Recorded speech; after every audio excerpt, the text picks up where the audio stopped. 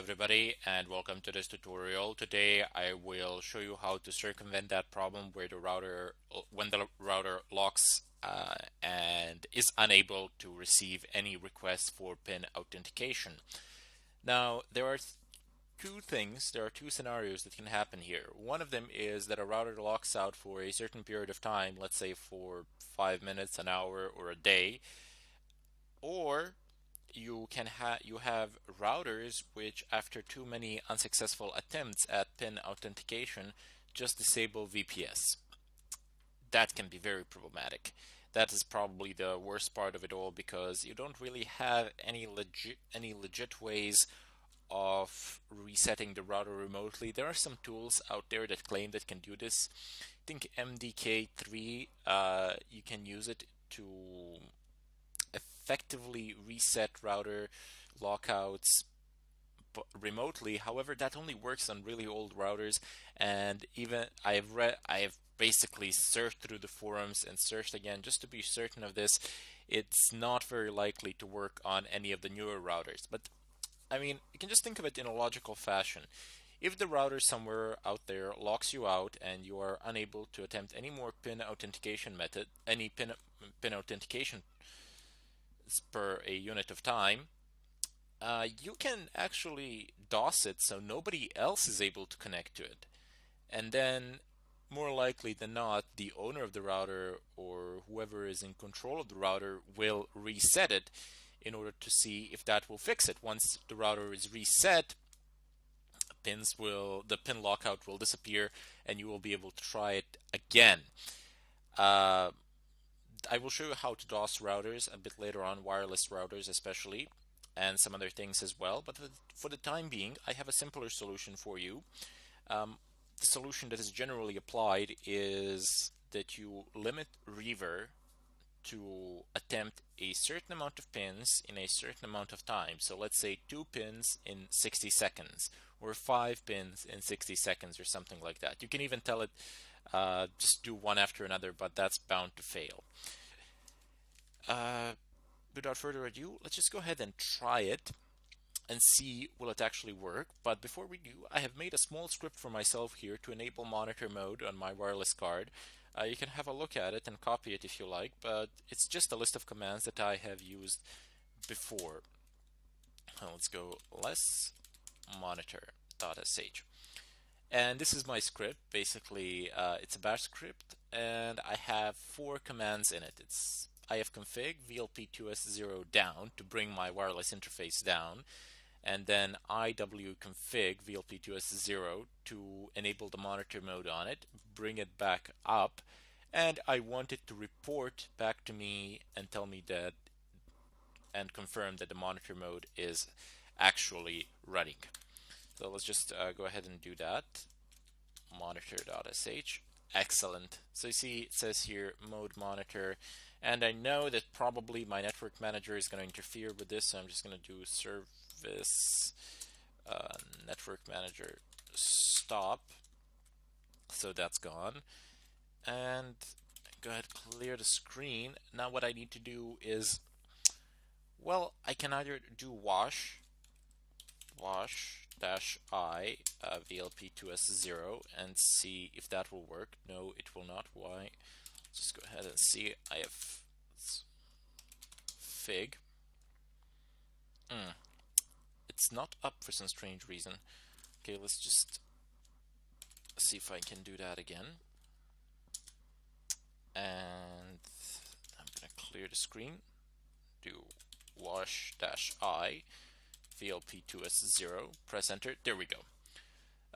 Probably the interface went down with the network manager for some strange reason, but doesn't really matter now.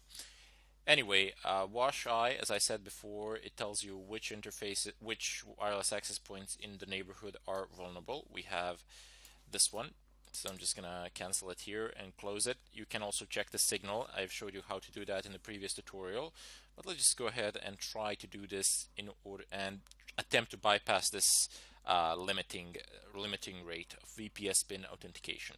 So reaver-i vlp2s0, which is my wireless interface, space -b for the BSS ID here. let's just go ahead and copy it, paste it here. And what I need next is actually recursive attempts -r.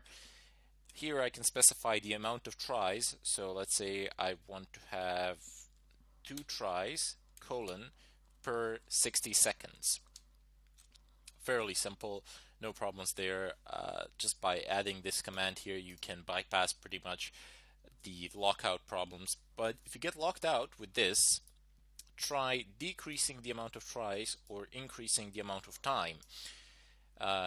Eventually it has to work, because every router out there has a limitation on these things. You can't just say, I mean, they have to basically say, if you have that many tries in that amount of time, then lockout. It's an if statement basically.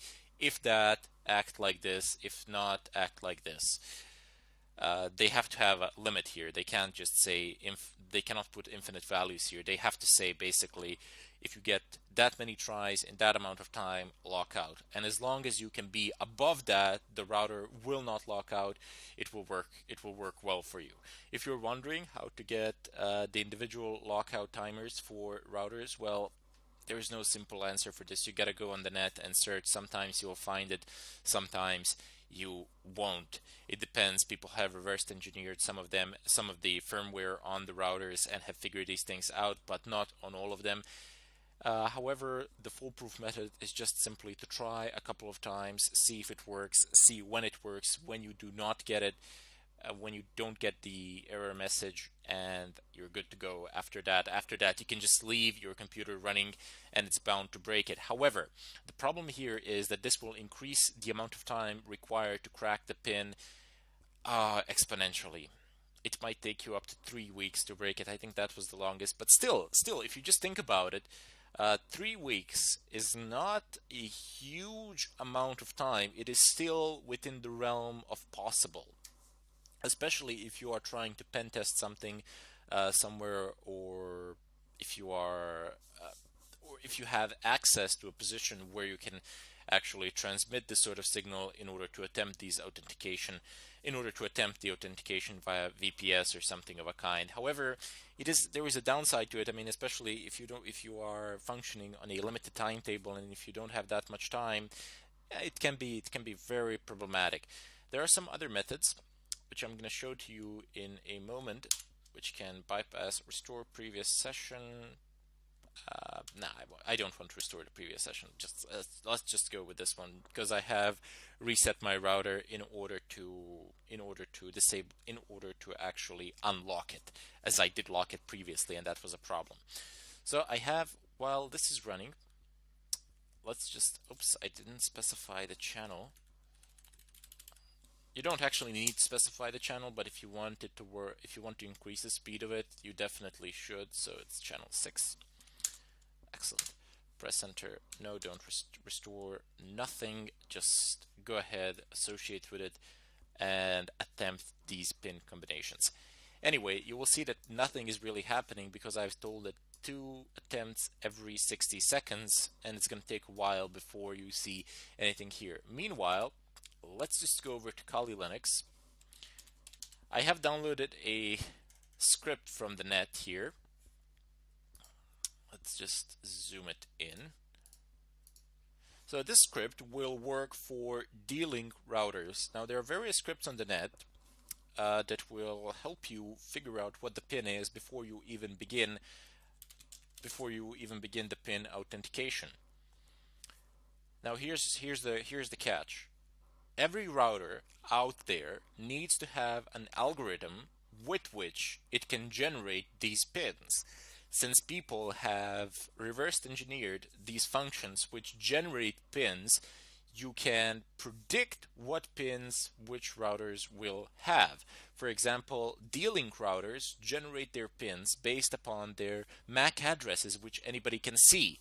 So they generate their pins based on the first part of the MAC addresses, which is terrible.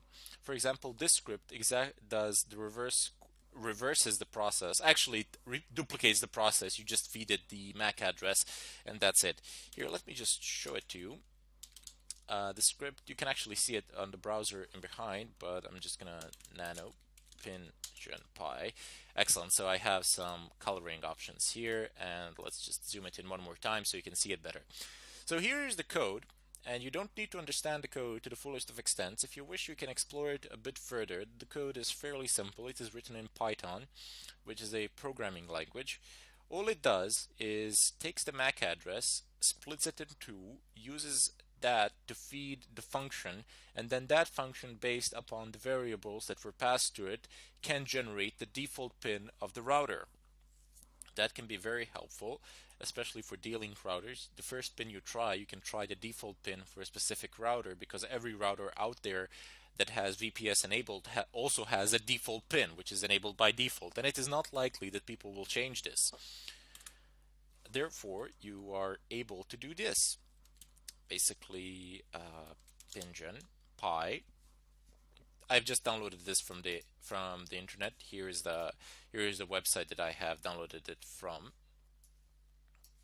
You can just type in WPS algorithm reversed for D-Link routers, but I am reluctant to give you a link, primarily because it's not very likely that you will be using the specific D-Link router that I am using to demonstrate here. You'll probably have some other router with which you will want to try this, and therefore it is absolutely best that you just use the model of the router that you have or that you wish to pen test, and then search the WPS algorithm for that particular router or something equivalent to that.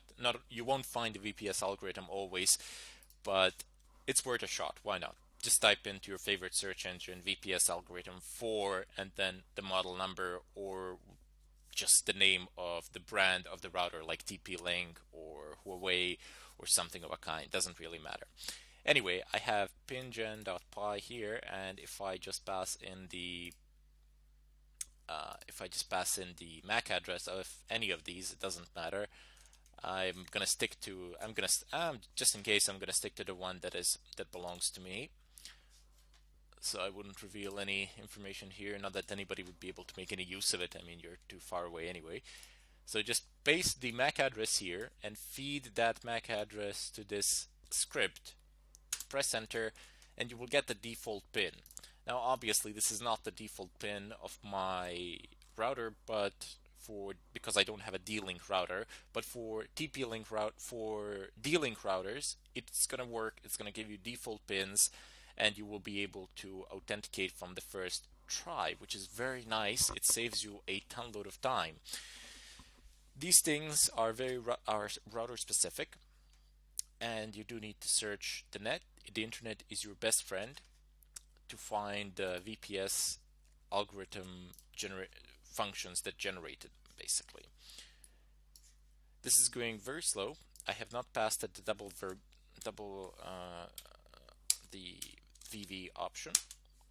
Excellent. So you see, you can actually change the values here in the command of the reaver, and even though you've changed the value, even though you've changed the arguments here, it will still tell you what you want to restore from the previous session with the updated arguments.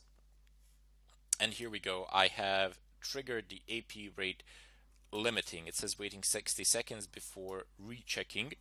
That can be problematic, as this doesn't seem to work. We need to increase this to 4 or 5 or something like this, but sorry, not this. We need to decrease this or leave it the same, but increase the amount of time. I have learned that on my particular router, a setting of 300 seconds will do, and if you do, I don't know, 2 tries per 300 seconds or something of a kind, it's not gonna lock out.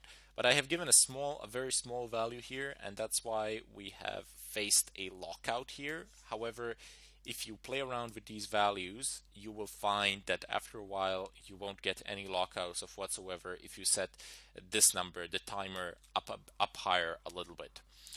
Anyway, I will continue on this. I will continue with this wireless cracking process in the follow-up tutorial, as there are a few more things to cover here. But don't be discouraged if you fail at first. If you get these error messages or something like that, just play around with the timers, and eventually you will get the hang of it. Eventually you will no longer get AP rate limiting or anything of a kind. Now in the follow-up tutorial, what I'm going to do is show you the authentication methods and how you can basically shut down all connections to that router in order to force the user to reset the router or something of a kind, because there is no way that they can detect you, or it's highly unlikely that they will detect you, that they will find your physical location, that is, with while you're performing a DOS attack, especially if you change the MAC address. If you're doing this sort of thing, please remember to always change the MAC address. So there's no way that it can be traced back to you in a physical sense, but you can't be located anyway. You can be, I suppose, through some complex methods, your physical location could be discovered with a 4-meter discrepancy. So if you're in a bar or something like that, if there are 5 people using a laptop or a pad or something like that, there's just no way. There's too many people to go over, and it's, I mean, they would have to use directional antennas, and yeah, it would basically be a manhunt or something of a kind. But you are not going to get that far, primarily because you will always have a permission to do these sort of things. Anyway, I bid you farewell till the next tutorial, where we shall be dealing with the DOS attacks of wireless and the forced restart of these routers in order, again, to avoid this error, detected AP rate limiting. Anyway, I bid you farewell, and I hope to see you then.